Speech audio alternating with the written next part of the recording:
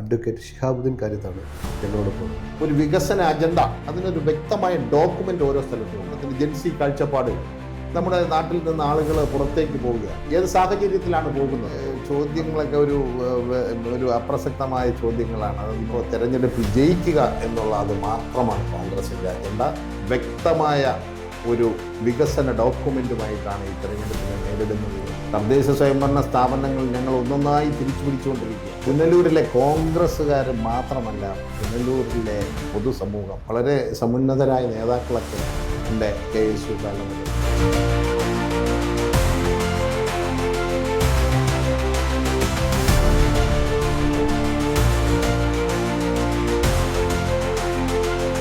നമസ്കാരം. മീഡിയ 7 ഇന്നൊരു ചർച്ചയിലേക്ക് കിടക്കുകയാണ്. തെരഞ്ഞെടുപ്പ് അടുത്തിരിക്കുന്ന ഈ വേളയിൽ കൊല്ലം ജില്ലയിലെ പുനലൂർ മണ്ഡലത്തിലേക്കാണ് നമ്മൾ എത്തി നോക്കുന്നത്. ഇപ്പോൾ ഞങ്ങളോടൊപ്പം സജീവമായി പേര് പരിഗണനയിലുള്ള അഡ്വക്കേറ്റ് ഷിഹാബുദ്ദീൻ കാര്യത്താണ് ഞങ്ങളോടൊപ്പം ഉള്ളത്. KPCCയുടെ മുൻ മൈനോറിറ്റി കമ്മിറ്റിയുടെ അധ്യക്ഷനും കൂടിയായിരുന്നു അദ്ദേഹം. അപ്പം പുനലൂർകാരനായ അദ്ദേഹത്തോട് കുറച്ച് കാര്യങ്ങൾ ചോദിച്ചറിയാം. നമസ്കാരം സാർ. നമസ്കാരം. ഇപ്പം പുനലൂർ നിയോജക മണ്ഡലത്തിൽ മുസ്ലിം ലീഗിൻ്റെ കയ്യിരുന്നൊരു മണ്ഡലം ഇപ്പം മുസ്ലിം ലീഗിൽ നിന്നും വീണ്ടും കോൺഗ്രസിലേക്ക് എത്തുന്നു എന്നൊരു സൂചനയാണ് പുനലൂർക്കാരായ എല്ലാവർക്കും കിട്ടിക്കൊണ്ടിരിക്കുന്നത്, പ്രത്യേകിച്ച് കോൺഗ്രസിനെ സ്നേഹിക്കുന്ന ആൾക്കാർ. കാരണം കോൺഗ്രസിൻ്റെ ഒരു മണ്ഡലം ആയിരുന്നു, ഇപ്പോഴല്ല, മുൻകാലങ്ങളിൽ. താങ്കൾ എന്ത് പറയുന്നു പുനലൂർ മണ്ഡലത്തെക്കുറിച്ച്? നിങ്ങളറിയുന്നത് പോലെ മാധ്യമങ്ങളിൽ നിന്നൊക്കെയാണ് ഇങ്ങനെ ഒരു ചർച്ച. പുനലൂർ നിയോജക മണ്ഡലം മുസ്ലിം ലീഗ് വിടുന്നു എന്നും അത് കോൺഗ്രസ് കൈപ്പത്തി അടയാളത്തിൽ മത്സരിക്കുന്നതിന് ഉള്ള ചർച്ചകളൊക്കെ നടക്കുന്നു എന്നറിയുന്നത്. അത്തരത്തിലുള്ള ചർച്ച ഏതുവരെ ആയെന്നോ ഇതിൻ്റെ തീരുമാനങ്ങളെക്കുറിച്ചൊന്നും മനസ്സിലാക്കുന്നതിന് കഴിഞ്ഞിട്ടില്ല.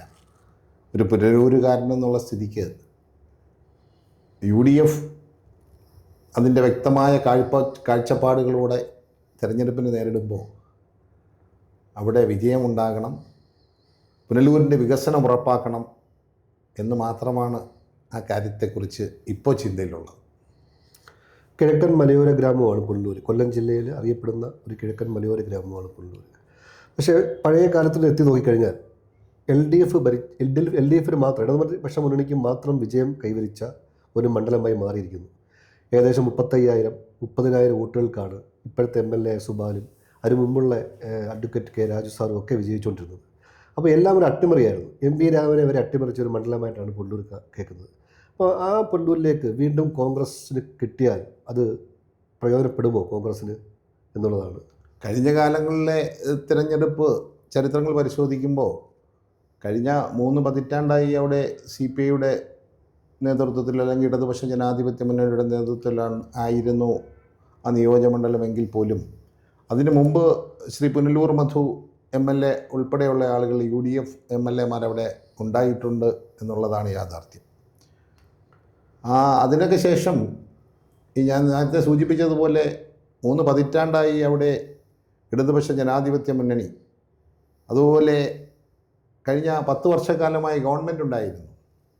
ആ പുനലൂർ നിയോജക മണ്ഡലത്തിൽ ഇതിൻ്റെ വികസനത്തിൻ്റെ സാധ്യത പോലും കാണാത്ത അവസ്ഥയിലേക്ക് ആ നിയോജകമണ്ഡലത്തിൽ എത്തിച്ചു എന്നുള്ളതാണ് യാഥാർത്ഥ്യം. വളരെ പ്രതിഷേധത്തോടു കൂടിയാണ് ജനം ഇന്ന് ഈ തെരഞ്ഞെടുപ്പിനെ സമീപിക്കാൻ പോകുന്നത് എന്നാണ് നമുക്ക് അവിടെ ശ്രദ്ധിച്ചാൽ മനസ്സിലാക്കിയിട്ടുള്ളത്. അപ്പോൾ അത് മാത്രമല്ല, വരുന്ന തെരഞ്ഞെടുപ്പിൽ UDF വ്യക്തമായ വികസന അജണ്ടയോടുകൂടിയാണ് തിരഞ്ഞെടുപ്പിനെ നേരിടുന്നത്. ആ തിരഞ്ഞെടുപ്പിന് പുനലൂരിലായാലും മറ്റ് നിയോജക മണ്ഡലത്തിലായാലും ഒരു വികസന അജണ്ട, അതിനൊരു വ്യക്തമായ ഡോക്യുമെൻ്റ് ഓരോ സ്ഥലത്തും ഉണ്ടാവും. ഞാൻ പുനലൂരിലെ കാര്യം പറയുകയാണെങ്കിൽ അതിന് UDFൽ തന്നെ ചർച്ചകൾ നടന്നിട്ടുണ്ട് എന്നാണ് ഞാൻ മനസ്സിലാക്കുന്നത്. പുനലൂരിനായാലും ഒരു നിയോജക മണ്ഡലം എന്നുള്ള സ്ഥിതിക്ക് എല്ലാ മേഖലകളെയും, സർവ്വ മേഖലകളെയും ബന്ധിപ്പിച്ചുകൊണ്ട് ഒരു വികസന അജണ്ട തന്നെ ഉണ്ടാകും. ഉദാഹരണത്തിന് ജൻസി കാഴ്ചപ്പാടുകൾ, അതിന് പ്രത്യേകം ചർച്ചകളും മറ്റ് കാര്യങ്ങളും ആലോചനയിലുണ്ട് UDFന്. യുവജനങ്ങളുടെ തൊഴിലില്ലായ്മയും യുവജനങ്ങളുടെ ഈ ബ്രെയിൻ ട്രെയിൻ നമ്മുടെ നാട്ടിൽ നിന്ന് ആളുകൾ പുറത്തേക്ക് പോവുകയാണ്. ഏത് സാഹചര്യത്തിലാണ് പോകുന്നത്? അവർ അവിടെ പോയിട്ട് അവർ സുരക്ഷിതരാണോ? വിദ്യാഭ്യാസത്തിൻ്റെ ബുദ്ധിമുട്ടുകൾ കൊണ്ടാണോ അവർ പോകുന്നത്? അത്തരത്തിലുള്ള ചർച്ചയൊക്കെ ശ്രീ പ്രതിപക്ഷ നേതാവിൻ്റെ നേതൃത്വത്തിലൊക്കെ വളരെ ഗൗരവമായ പഠനങ്ങൾ നടത്തിയിട്ടാണ് UDF ഈ തെരഞ്ഞെടുപ്പിനെ നേരിടുന്നത്. അതുപോലെ തന്നെ മറ്റ് മേഖലകൾ, വന്യജീവി ആക്രമണം നടക്കുന്ന ഒരു മേഖലയാണ്. ഈ കഴിഞ്ഞ ദിവസങ്ങളിലും പന്നി കുത്തിയും അതുപോലെ വന്യ ജീവികൾ അവിടെ കാർഷിക വിളകൾ നശിപ്പിച്ചുമൊക്കെ സംഭവങ്ങൾ നിരന്തരം അവിടെ വാർത്തകൾ വന്നുകൊണ്ടിരിക്കുന്ന സാഹചര്യം പുനലൂരിലുണ്ട്. അത്തരം സാഹചര്യങ്ങൾ എല്ലാ മേഖലയും അഡ്രസ്സ് ചെയ്തുകൊണ്ട്, ആരോഗ്യ മേഖലയാണെങ്കിലും കാർഷിക മേഖലയാണെങ്കിലും അവിടുത്തെ സ്പോർട്സ് ഹബ്ബുകൾ ഉണ്ടാക്കുന്ന തരത്തിലാണെങ്കിലും സർവ്വ മേഖലകളിലും ഒരു വികസനത്തിൻ്റെ അന്താരാഷ്ട്ര നിലവാരത്തിൽ ചെയ്യുന്നതിനുള്ള ഒരു കാഴ്ചപ്പാടിലാണെന്ന് UDF ഉള്ളത്. UDFൻ്റെ സംവിധാനം അവിടെ നടപ്പിലായാൽ പുനലൂരിൻ്റെ വികസനം അത് യാഥാർത്ഥ്യമാകുമെന്നുള്ള കാര്യത്തിൽ യാതൊരു സംശയവുമില്ല. ഇക്കഴിഞ്ഞ തദ്ദേശ തെരഞ്ഞെടുപ്പ് കൊല്ലം ജില്ലയിൽ അല്ലെങ്കിൽ കേരളം മൊത്തം UDF തരംഗം ആഞ്ഞടിച്ച സമയത്തും കൊല്ലം ജില്ലയിലെ UDF തരംഗം ആഞ്ഞടിച്ച സമയത്തും പുനലൂരിൻ്റെ കയ്യിൽ നിന്നും പുനലൂർ മുനിസിപ്പാലിറ്റി, അടുത്തുള്ള കരവാളൂർ പഞ്ചായത്ത്, ആര്യങ്കാവ് എന്നിവയെല്ലാം നഷ്ടപ്പെട്ടു. അതിൽ കുറച്ച് അപാകതകളുണ്ട്. സ്ഥാനാർത്ഥി നിർണ്ണയത്തിൽ പോരായ്മയാണെന്ന് പറയുന്നു, കോൺഗ്രസിൽ തമ്മിലടിയാണെന്ന് പറയുന്നു. അതിനെ കൂടെ യോജിക്കുന്നുണ്ടോ? അങ്ങനെ കഴിഞ്ഞ പഞ്ചായത്ത് തിരഞ്ഞെടുപ്പിലൊന്നും യാതൊരു വിധത്തിലും കോൺഗ്രസിനകത്ത് ഒരു തമ്മിലടി അല്ലെങ്കിൽ അഭിപ്രായ വ്യത്യാസങ്ങൾ, എല്ലാവരും ഒറ്റ മനസ്സോടു കൂടിയാണ് ഈ സംസ്ഥാനത്തുടനീളം ആ തിരഞ്ഞെടുപ്പിനെ നേരിട്ടത്.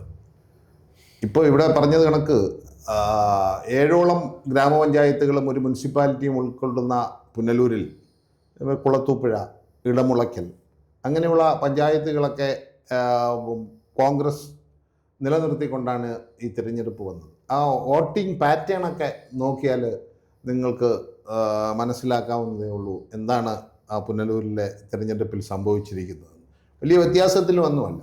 BJPയും മാർക്സിസ്റ്റ് പാർട്ടിയുമൊക്കെ പല സ്ഥലത്തും അവരുടെ ചില രഹസ്യ അജണ്ടകൾ നടപ്പിലാക്കുന്നതിൻ്റെ ഭാഗമായി ഈ സംസ്ഥാനത്ത് കാണുന്നത് പോലെ തന്നെ അവിടെ ചില അന്തർധാരണകളുടെയൊക്കെ അടിസ്ഥാനത്തിൽ കോൺഗ്രസ് മുക്ത ഭാരതം എന്ന് പറയുന്നത് നടപ്പിലാക്കുന്നതിന് CPM അതിനെ സഹായിക്കുന്ന തരത്തിൽ ഈ കിഴക്കൻ മേഖലയായ പുനലൂരിലും അവരുടെ നീക്കങ്ങൾ ഉണ്ടായിട്ടുണ്ട് എന്നാണ് നമുക്ക് വളരെ ശ്രദ്ധയോടെ പഠിച്ചാൽ മനസ്സിലാക്കാൻ കഴിയുന്നത്. നമ്മളിപ്പോൾ ഈ തദ്ദേശ തെരഞ്ഞെടുപ്പിൽ പുനലൂർ മുനിസിപ്പാലിറ്റിയുടെ ചരിത്രം എടുത്തു കഴിഞ്ഞാൽ, പുനലൂർ മുനിസിപ്പാലിറ്റി കോൺഗ്രസ് ഭരിച്ചിരുന്നു. അത് കരിക്കത്തിൽ പ്രസേൻ എന്നൊരു നേതാവ് ഉണ്ടായ സമയത്ത്. അതിനുശേഷം പിന്നെ പുനലൂർ മുനിസിപ്പാലിറ്റിയിൽ കോൺഗ്രസ് കാല് തൊട്ടിട്ടില്ല എന്നൊരു ഇതാണ് പൊതുജനങ്ങളുടെ സംസാരം. കാരണം അതിൽ സ്ഥാനാർത്ഥി നിർണ്ണയത്തിൽ ഭയങ്കര അപാകതയാണ് ഉണ്ടായിട്ടുള്ളത്. എന്നുവെച്ചാൽ പുനലൂർ അറിയപ്പെടുന്ന നേതാക്കന്മാർ പോലും ഈ ഇലക്ഷനിൽ തോറ്റു പെരുമാറേണ്ടി വന്നു. അതെന്താണ് അങ്ങനൊരു സംഭവം പുനലൂർ ഈ മുനിസിപ്പൽ ഏരിയയിൽ മാത്രം നടക്കുന്നത്? ഞാനത് നേരത്തെ ചോദ്യത്തിന് ഉത്തരമായി ഞാൻ സൂചിപ്പിച്ചല്ലോ. മുനിസിപ്പാലിറ്റിയിൽ ഉണ്ടായിരിക്കുന്ന ഒരു വളരെ ചെറിയ ഒരു വ്യത്യാസത്തിനാണ് ഇടതുപക്ഷ ജനാധിപത്യ മുന്നണി അവർ വിജയം കരസ്ഥമാക്കിയത്. അവർ വിജയം കരസ്ഥമാക്കിയതിൻ്റെ പിന്നിൽ നേരത്തെ ഞാൻ പറഞ്ഞ നീക്കുപോക്കുകൾ മറ്റ് പല വർഗീയ ശക്തികളുമായും മറ്റ് സംഘടനകളുമായൊക്കെ ഉണ്ടാക്കിയ നീക്കുപോക്കുകളുടെ അടിസ്ഥാനത്തിലാണ് അവരിപ്പോൾ ഭരണം നിലനിർത്തി പോകുന്നതെന്നാണ് മനസ്സിലാക്കുന്നത്. കോൺഗ്രസ് മുനിസിപ്പാലിറ്റിയിലൊന്നും ഒരിക്കലും പിന്നിലല്ല എന്നുള്ളതാണ് യാഥാർത്ഥ്യം. നമ്മൾ കേരളത്തിൽ പറയുന്നത് കേൾക്കുന്ന പോലെ ഗ്രൂപ്പ് സമവായം പുനലൂരിലും ഉണ്ടായിട്ടുണ്ടോ? ഒരിക്കലും കോൺഗ്രസ് പാർട്ടിയിൽ ഇപ്പോൾ ഗ്രൂപ്പ് സമവാക്യവും അങ്ങനെയൊന്നുമില്ല. കോൺഗ്രസ് ഒരു അതിശക്തമായി കോൺഗ്രസ് ഒന്നിച്ച് നിന്ന് വർഗീയ ശക്തികൾക്കെതിരെയും വിഭാഗീയ പ്രവർത്തനങ്ങൾ നടത്തുന്ന ശക്തികൾക്കെതിരെയും ശക്തമായ പോരാട്ടം നടത്തിയാണ് കോൺഗ്രസ് മുന്നോട്ട് പോകുന്നത്. നമ്മളിപ്പോൾ സാധാരണ സ്വാഭാവികമായിട്ട് നമ്മൾ കാണുന്നുണ്ട്, എപ്പോഴും ഒരു ഇലക്ഷൻ പ്രഖ്യാപിച്ചു കഴിഞ്ഞാൽ ഏറ്റവും കൂടുതൽ അടിയടക്കുന്നത് കോൺഗ്രസ്സിലാണ്. അത് ഗ്രൂപ്പ് വഴക്കാണ്, അല്ലെങ്കിൽ ഇന്നയാളുടെ പാർട്ടിക്ക് ഇന്ന സ്ഥാനം കൊടുക്കണം, ഇന്നയാളുടെ കൂടെ ഇത്ര ആൾക്കാരെ, അങ്ങനെ ഒരു സ്വാഭാവികമായ ചോദ്യങ്ങളൊക്കെ ഒരു അപ്രസക്തമായ ചോദ്യങ്ങളാണ്. അതൊന്നും ഒരു തെരഞ്ഞെടുപ്പ് രംഗത്തോ പ്രത്യേകിച്ച് കോൺഗ്രസ് പാർട്ടിയിൽ ഇപ്പോൾ അത്തരത്തിലുള്ള യാതൊരു അഭിപ്രായ വ്യത്യാസങ്ങളും ഇല്ലാതെ പാർട്ടി മുന്നോട്ട് പോകുന്ന സമയം ഇത്തരത്തിലുള്ള ചോദ്യങ്ങൾ ഉന്നയിച്ചുകൊണ്ട് അത് എന്തോ ഒരു അജണ്ടയുടെ അടിസ്ഥാനത്തിലായിരിക്കണമെന്നാണ് എനിക്ക് അതിനെക്കുറിച്ച് മനസ്സിലാക്കുന്നത്. കേരളത്തിലെ കോൺഗ്രസിനെ ആര് നയിക്കുമെന്നാണ് താങ്കൾ പറയുന്നത്? കോൺഗ്രസ്സിനെ നയിക്കുന്നത് കോൺഗ്രസിൻ്റെ നേതാക്കന്മാർ, ഇന്ത്യൻ നാഷണൽ കോൺഗ്രസിൻ്റെ അഖിലേന്ത്യാ തലത്തിൽ അതിൻ്റെ തീരുമാനമനുസരിച്ച് കോൺഗ്രസ്സിൽ ആരാണ് ഇതിനെ നയിക്കേണ്ടതെന്നൊന്നും ഒന്നിച്ച് ഉള്ള ഒരു ശക്തമായ നേതൃത്വമാണ് കോൺഗ്രസ്സിന് കേരളത്തിലുള്ളത്. KC വേണുഗോപാലായിരിക്കും മുഖ്യമന്ത്രി എന്ന് പറയുന്നു, VD സതീശനാണ് മുഖ്യമന്ത്രി എന്ന് പറയുന്നു, രമേശ് ചെന്നിത്തലയുടെ പേര് പറയുന്നു. എല്ലാവരും യോഗ്യരാണ് മുഖ്യമന്ത്രിമാരാകാൻ. അത്തരത്തിലുള്ള മുഖ്യമന്ത്രിയെ ഒന്നും മുന്നിൽ കാണിച്ചുകൊണ്ടല്ല കോൺഗ്രസ് തെരഞ്ഞെടുപ്പിനെ നേരിടുന്നത്. ഇപ്പോൾ തെരഞ്ഞെടുപ്പിൽ ജയിക്കുക എന്നുള്ള അത് മാത്രമാണ് കോൺഗ്രസിൻ്റെ അജണ്ട. അത് നമുക്ക് കോൺഗ്രസിൻ്റെ പ്രവർത്തനങ്ങളിൽ നിന്ന് ഇപ്പോൾ തന്നെ കഴിഞ്ഞ കാലങ്ങളെ അപേക്ഷിച്ച് വളരെ വ്യക്തമാണ്. ഒന്നിച്ചുള്ള ഒരു പോരാട്ടം മാത്രമാണ്. നമ്മൾ ഇതിൽ നിന്നും പുല്ലൂർ നിയോജകമണ്ഡലത്തിൽ വരുമ്പോൾ താങ്കളുടെ അഭിപ്രായത്തിൽ എന്ത് വികസനമാണ് പുല്ലൂർ നിയോജകമണ്ഡലത്തിൽ ഇപ്പോഴും നടക്കാനുള്ളത്? അപ്പം കിഴക്കൻ മലയോര ഗ്രാമമാണ്, ഒരുപാട് പ്രശ്നങ്ങളുള്ള സ്ഥലങ്ങളാണ്. ഈ ഇടയ്ക്കൊരു സ്ത്രീയെ പന്നി കുത്തി ഹോസ്പിറ്റലിലാക്കി, അതൊരു വലിയ വിഷയമായി. ഞാൻ നേരത്തെ പറഞ്ഞല്ലോ, UDF കേരളത്തിലെ 140 നിയോജക മണ്ഡലങ്ങളും വ്യക്തമായ ഒരു വികസന ഡോക്യുമെൻറ്റുമായിട്ടാണ് ഈ തെരഞ്ഞെടുപ്പിനെ നേരിടുന്നത് എന്ന് നമ്മുടെ പ്രതിപക്ഷ നേതാവ് തന്നെ നിയമസഭയിലും പുറത്തും അദ്ദേഹത്തിൻ്റെ ഡിസ്കഷൻസിലും ഒക്കെ പറഞ്ഞിട്ടുണ്ട്. അത്തരത്തിൽ വ്യക്തമായ വികസന കാഴ്ചപ്പാടോടുകൂടി, കാലോചിതമായ മാറ്റത്തോടുകൂടിയുള്ള കാഴ്ചപ്പാടോടുകൂടിയാണ് ഈ തെരഞ്ഞെടുപ്പിനെ നേരിടുന്നത് എന്നുള്ള കാര്യത്തിൽ യാതൊരു സംശയവുമില്ല. ഈ തെരഞ്ഞെടുപ്പ് പ്രഖ്യാപിച്ച് കഴിയുമ്പോൾ ഏതൊക്കെ തരത്തിലാണ് ആ വികസനം നടപ്പിലാക്കുന്നതെന്ന് ഓരോ നിയോജക മണ്ഡലത്തിലും ആ നിയോജക മണ്ഡലത്തിൻ്റെ ടെറൈൻ അനുസരിച്ച്, അതിൻ്റെ ആ നിയോജക മണ്ഡലത്തിൻ്റെ കിടപ്പനുസരിച്ച്, അതിൻ്റെ സ്വഭാവം അനുസരിച്ച് ഓരോ നിയോജക മണ്ഡലത്തിനും UDFന് വ്യക്തമായ കാഴ്ചപ്പാടുണ്ട്. ആ കാഴ്ചപ്പാടുകൾ ജനമധ്യത്തിൽ അവതരിപ്പിച്ചുകൊണ്ടായിരിക്കും, നടപ്പിലാക്കാൻ കഴിയുന്ന വികസന രേഖ അവതരിപ്പിച്ചുകൊണ്ടായിരിക്കും തെരഞ്ഞെടുപ്പിൽ മത്സരിക്കുന്നത് എന്നാണ് ഞാൻ മനസ്സിലാക്കുന്നത്. ഇപ്പം കിഴക്കൻ മലയോര ഗ്രാമം ആണ് പുനലൂർ എന്ന് പറയുന്നത്. അവിടെ ഈ പറയുന്ന പഞ്ചായത്തുകളൊക്കെ നോക്കിക്കഴിഞ്ഞാലും ഇപ്പം കേരളത്തിൽ പുനലൂർ മുനിസിപ്പാലിറ്റി ഒഴിച്ചുകൊണ്ട് പല പഞ്ചായത്തുകളിലും LDFൻ്റെ മുൻതൂക്കമാണ് കോൺഗ്രസിനെക്കാട്ടിലും ഉള്ളത്. LDFൻ്റെ ഭരണസമിതി, LDFൻ്റെ ആണ് തദ്ദേശ സ്വയംഭരണ സ്ഥാപനങ്ങളായാലും അവിടുത്തെ സൊസൈറ്റികളായാലും എല്ലാം LDFൻ്റെ ഇതിലാണ്. അപ്പോൾ അത്രയ്ക്കും ആധിപത്യമുള്ള LDFിൽ നിന്നും കോൺഗ്രസിന് തിരിച്ചുപിടിക്കാൻ പറ്റുമെന്ന് തോന്നുന്നുണ്ട്. അത് ഈ തെരഞ്ഞെടുപ്പിൽ തദ്ദേശ സ്വയംഭരണ സ്ഥാപനങ്ങൾ അടുത്ത് കഴിഞ്ഞ തെരഞ്ഞെടുപ്പിൽ നമ്മൾ കണ്ടതല്ലേ. തദ്ദേശ സ്വയംഭരണ സ്ഥാപനങ്ങൾ ഞങ്ങൾ ഒന്നൊന്നായി തിരിച്ചു പിടിച്ചുകൊണ്ടിരിക്കുകയാണ്. പക്ഷേ പുനലൂർ പോലെയുള്ള സ്ഥലങ്ങളിലായാലും മറ്റ് സ്ഥലങ്ങളിലായാലും തദ്ദേശ സ്വയംഭരണ സ്ഥാപനങ്ങളിൽ ഞങ്ങൾ ഉണ്ടാക്കിയ മെച്ചം പോലെ അടുത്ത അസംബ്ലി തെരഞ്ഞെടുപ്പിലും അതിൻ്റെ മുന്നോടിയായി നടന്ന ഈ തെരഞ്ഞെടുപ്പിനേക്കാൾ ഗൗരവമായി ഞങ്ങൾ അതിനെ കാണുകയും അത് അത്തരത്തിൽ നമുക്ക് വലിയ മുന്നേറ്റം ഉണ്ടാക്കാൻ സാധിക്കുകയും ചെയ്യും. ആ മുന്നേറ്റം പുനലൂർ നിയോജകമണ്ഡലത്തിൽ ഉണ്ടാക്കാൻ പറ്റുമോ? പുനലൂർ നിയോജകമണ്ഡലത്തിൽ ഉൾപ്പെടെ അത് ഇനി ഉണ്ടാക്കുന്നതിന് പുനലൂർ നിയോജകമണ്ഡലത്തിലെ സാധാരണ ജനങ്ങൾക്കും അവരുടെ പ്രശ്നങ്ങളെ അഡ്രസ്സ് ചെയ്യുന്ന UDFന് ജനങ്ങൾ രണ്ട് കൈയും നീട്ടി സ്വീകരിക്കുന്ന ഒരവസ്ഥയിലേക്കാണ് പുനലൂർ പൊയ്ക്കൊണ്ടിരിക്കുന്നതെന്ന് വേണം വർത്തമാനകാല രാഷ്ട്രീയം മനസ്സിലാക്കുന്ന നമുക്ക് ഓരോരുത്തർക്കും കാണാൻ കഴിയുന്നത്. ഇപ്പോൾ ഞാൻ കഴിഞ്ഞ ഒരു ചരിത്രം, ഇപ്പം PS സുബാൽ MLA ആയിരുന്ന സമയത്ത് അദ്ദേഹം കുറച്ച് വികസന പ്രവർത്തനങ്ങൾ പുനലൂരിൽ കൊണ്ടുവന്നു എന്നൊക്കെ LDFൻ്റെ ഈ ഇടയ്ക്ക് നടന്ന വികസന മുന്നേറ്റ യാത്രയിലൊക്കെ അത് വലിയൊരു ഘടകമായിട്ട് മാറിയിട്ടുണ്ട്. അപ്പം പുനലൂർ തൂക്കുപാലം അത് LDF സർക്കാർ മാറി വന്ന LDF സർക്കാരും അതിനെ ഒരു നവീകരണത്തിൻ്റെ രീതിയിലേക്ക് മാറ്റിയില്ല. പുനലൂർ മുനിസിപ്പാലിറ്റി അതിനുവേണ്ടി ശ്രമങ്ങൾ നടത്തിയില്ല. അപ്പോൾ താങ്കളുടെ അഭിപ്രായത്തിൽ UDF അധികാരത്തിൽ വന്നാൽ പുനലൂരിലുണ്ടാകുന്ന എന്തൊക്കെ മാറ്റങ്ങൾ ഉണ്ടാകാം? ഞാൻ നേരത്തെ പറഞ്ഞല്ലോ, പുനലൂരിൽ ഞങ്ങൾ വ്യക്തമായ വികസന അജണ്ടയോടുകൂടിയായിരിക്കും UDF തെരഞ്ഞെടുപ്പിനെ നേരിടുന്നത് എന്ന് തന്നെയാണ് ആ ചോദ്യത്തെക്കുറിച്ചും എനിക്ക് പറയാനുള്ളത്. വികസനത്തിൻ്റെ കാര്യത്തിൽ ഈ പുനലൂർ എന്ന് പറയുന്നത് വളരെ അധികം ഞാൻ നേരത്തെ സൂചിപ്പിച്ചു, 3 പതിറ്റാണ്ടായി ഇവിടെ ഭരണം നടത്തുന്ന ഇടതുപക്ഷ നേതൃത്വത്തിലുള്ള സംവിധാനങ്ങൾ, ജനപ്രതിനിധികൾ, അവർ ഈ നിയോജക മണ്ഡലത്തിൻ്റെ വികസനത്തിന് വേണ്ടി ഒന്നും തന്നെ ചെയ്തിട്ടില്ല എന്ന് വേണം നമുക്ക് മനസ്സിലാക്കാൻ. പുനലൂരിൻ്റെ ഒരു ചരിത്രം എടുക്കുമ്പോൾ പുനലൂർ മധുവിന് ശേഷം വന്ന നേതാക്കന്മാർ, ഇപ്പോൾ മുസ്ലിം ലീഗിൻ്റെ കണ്ടത്താണി ഉൾപ്പെടെ അല്ലെങ്കിൽ ഹിദൂർ മുഹമ്മദ് ഉൾപ്പെടെയുള്ള ആൾക്കാർ അവിടെ നിന്നപ്പോൾ ഹിദൂർ മുഹമ്മദൊക്കെ നിസ്സാര ഭൂരിപക്ഷത്തിലാണ് തോറ്റത്. പക്ഷേ അന്നേരം അവിടെ പറയപ്പെട്ടത് പുനലൂരിലുണ്ടായ കോൺഗ്രസ്സുകാരുടെ ഒരു കൂട്ട ഉത്തരവാദിത്വമില്ലായ്മയാണ് അത് തോൽക്കാൻ കാരണം. അതിനുശേഷമുള്ള എല്ലാ ഇലക്ഷനിലും ഈ ഒരു വാക്ക് പുനലൂർ നിയോജകമണ്ഡലത്തിൽ ജനങ്ങളിടയിൽ പ്രചരിച്ചിരിക്കുകയാണ്. കോൺഗ്രസ്സിൽ തമ്മിലടിയാണ്. പുനലൂരിലെ കോൺഗ്രസ്സുകാർ മാത്രമല്ല, പുനലൂരിലെ പൊതുസമൂഹം ഒരു UDF നേതൃത്വത്തിലുള്ള അതിശക്തമായ ഒരു ജനപ്രതിനിധിയെ അല്ലെങ്കിൽ UDFൻ്റെ ജനപ്രതിനിധികളെ അവിടെ പ്രതീക്ഷിക്കുന്നുണ്ട് എന്ന് പുനലൂർ ശ്രദ്ധിക്കുന്ന ആർക്കും മനസ്സിലാകും. അവിടെ വളരെ ഗൗരവമായ ഒരു പ്രതിഷേധം ഇടതുപക്ഷ ജനാധിപത്യ മുന്നണിക്കെതിരായി ഉണ്ടാവുകയും UDFൻ്റെ മുന്നോട്ടം പുനലൂരിൽ ഉണ്ടാവുകയും ചെയ്യുമെന്നുള്ള കാര്യത്തിൽ യാതൊരു തർക്കവുമില്ല. നമ്മൾ കോൺഗ്രസ് പാർട്ടിയിലേക്ക് വന്നു കഴിഞ്ഞാൽ സ്ഥാനാർത്ഥി നിർണ്ണയം നടക്കുകയാണ്. കേരളത്തിൽ പലയിടത്തും പലരും സ്ഥാനാർത്ഥിയാവുമെന്ന് പറയുന്നു. അത് കുറേയൊക്കെ ഏതാണ്ടൊക്കെ ഉറപ്പിച്ച മട്ടാണ്. പഴയ MLA മാരൊക്കെ വീണ്ടും നിൽക്കുന്നു എന്നൊക്കെ ഉള്ളത് ഒരു ഉറപ്പിച്ച മട്ടാണ്.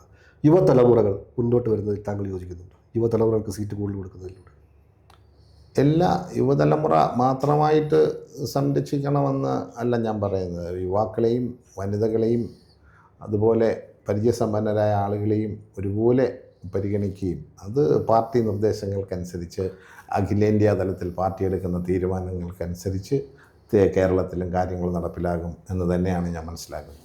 ഈ രാഷ്ട്രീയ മാറ്റത്തിൻ്റെ ഫലമായിട്ട് ഇപ്പോൾ കുറേ CPI തന്നെ കുറേ നേതാക്കന്മാർ കോൺഗ്രസിലേക്ക് വന്നു.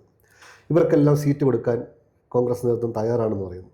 അപ്പോൾ അവിടെയുള്ള കോൺഗ്രസ്സുകാരുടെ ഒരു മാനസികാവസ്ഥ, കാരണം അവർ ഇത്രയും നാളും പാർട്ടിക്ക് വേണ്ടി കഷ്ടപ്പെട്ടിട്ട് CPIയിൽ നിന്ന് വന്ന ഒരാൾക്ക് അതൊക്കെ ബന്ധപ്പെട്ട കോൺഗ്രസുമായി ബന്ധപ്പെട്ട അതൊക്കെ എൻ്റെ പരിധിയിൽ എന്നെ പോലെയുള്ള സാധാരണ ആളുകളുടെ പരിധിയിലൊന്നും നിൽക്കുന്നൊരു കാര്യമില്ല. അതൊക്കെ വരുമ്പോൾ ബന്ധപ്പെട്ട നേതാക്കൾ, അതിൻ്റെ മുതിർന്ന നേതാക്കളുമായിട്ടൊക്കെ സംസാരിച്ച് അവർ അങ്ങനെ അവർക്ക് സീറ്റ് കൊടുക്കാമെന്നൊന്നും പറഞ്ഞ് പാർട്ടിയിലേക്ക് ആരും, ജനാധിപത്യ വിശ്വാസികളെ ആളുകൾ ജനാധിപത്യം സംരക്ഷിക്കുന്ന, മതേതരത്വം സംരക്ഷിക്കുന്ന രാഷ്ട്രീയ പാർട്ടികളിലേക്ക് ഒരു ഒഴുക്കുണ്ടാകുന്ന കാലഘട്ടമാണ് ഇത് എന്ന് മാത്രമാണ് അതിനെക്കുറിച്ച് പറയാനുള്ളത്.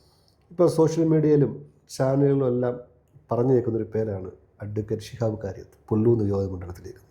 എന്താണ് അങ്ങനൊരു പേര്? അങ്ങനൊരു ഞാനും ഒരു കോൺഗ്രസ് പ്രവർത്തകൻ എന്നുള്ള നിലയ്ക്ക് തിരഞ്ഞെടുപ്പൊക്കെ വരുമ്പോൾ സ്വാഭാവികമായിട്ടും ഞാൻ തിരഞ്ഞെടുപ്പിൽ മത്സരിക്കണമെന്ന് ആർക്കും ആഗ്രഹം തോന്നുന്ന ഒരു തെറ്റല്ല.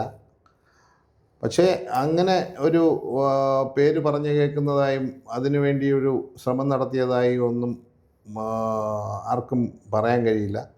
പാർട്ടി അങ്ങനെ ഒരു നിർദ്ദേശം നൽകി തിരഞ്ഞെടുപ്പിൽ ഒരവസരം തന്നാൽ അത് പാർട്ടിക്ക് ഗുണകരമാകുന്ന തരത്തിൽ, സമൂഹത്തിന് ഗുണകരമാകുന്ന തരത്തിൽ പ്രവർത്തിക്കും എന്നല്ലാതെ, അതല്ല വരുന്ന സ്ഥാനാർത്ഥിക്ക് വേണ്ടി UDFന് വേണ്ടി പ്രവർത്തിക്കുക എന്നുള്ളത് മാത്രമാണ് എൻ്റെ മുമ്പിലുള്ള അജണ്ട. അങ്ങനെ ഞാൻ സ്ഥാനാർത്ഥിത്വത്തിനായി അങ്ങനെ ചർച്ചകളിൽ പെടുന്നതിനോ ഒന്നും അത്തരത്തിലുള്ള ഒരു പ്രവർത്തനങ്ങളുമായും ഞാൻ മുമ്പോട്ട് പോയിട്ടില്ല എന്ന് പറയുവാൻ ഞാൻ ആഗ്രഹിക്കുന്നു. അത് മാധ്യമങ്ങളിലെ ഒരു സർവേയിലൊക്കെ പറയുന്നത് അഡ്വക്കേറ്റ് ഷിഹാബുദ്ദീൻ കാര്യത്തിൻ്റെ പേരാണ്, മുൻഗണനയാണ്. താങ്കൾ മുതിർന്ന നേതാക്കന്മാരുടെ താങ്കളുടെ അടുപ്പം, AK ആയാലും KC വേണുഗോപാലും രമേശ് ചെന്നിത്തല ഇവരുമായിട്ടുള്ള താങ്കളുടെയൊക്കെ അടുപ്പമാണ് താങ്കൾക്ക്? അങ്ങനെ നേതാക്കന്മാരുമായിട്ടുള്ള അടുപ്പമൊന്നുമല്ല ഈ രാഷ്ട്രീയത്തിൽ സ്ഥാനാർത്ഥിയാകുന്നതിനുള്ള മാനദണ്ഡമെന്നാണ് ഞാൻ മനസ്സിലാക്കിയിട്ടുള്ളത്. ജയിക്കാൻ ഇപ്പോൾ UDFൻ്റെ ഒറ്റ ആലോചന വിന്നബിലിറ്റി ഉള്ള കാൻഡിഡേറ്റുകളെ മാത്രം അവതരിപ്പിക്കുക എന്നുള്ളതാണ്. അത്തരത്തിൽ ജയിക്കാൻ പറ്റുന്ന സ്ഥാനാർത്ഥികൾ ആരാണ് എന്ന് നോക്കുക മാത്രമാണ് ഈ തെരഞ്ഞെടുപ്പിൽ ഉണ്ടാവുക. അത്തരത്തിലുള്ളൊരു തീരുമാനമായിരിക്കും കോൺഗ്രസ് പാർട്ടിയുടെ ഭാഗത്തുനിന്നുണ്ടായത്. നേരത്തെ നിങ്ങൾ പറഞ്ഞ വളരെ സമുന്നതരായ നേതാക്കളൊക്കെ എൻ്റെ KSU കാലം മുതൽ അറിയുന്ന എൻ്റെ പ്രിയപ്പെട്ട ബഹുമാന്യരായ നേതാക്കന്മാരാണ്. എന്നതിലുപരിയായി അവരോടൊന്നും ഈ തെരഞ്ഞെടുപ്പ് കാര്യവുമായി ബന്ധപ്പെട്ട് ഞാനൊരു ചർച്ചയും നടത്തിയിട്ടില്ല.